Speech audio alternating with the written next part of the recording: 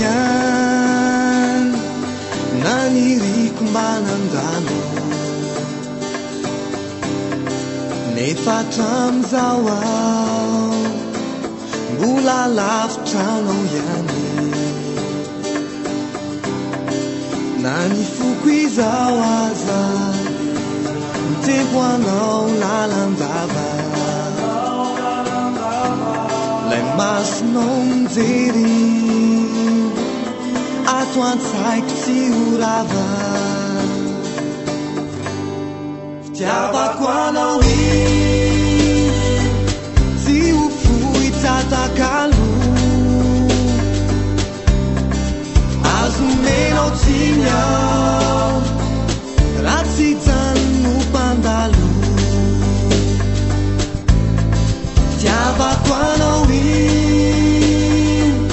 tsy ho fohy tsatakalo azomenao tsignao raha tsy janno mpandalo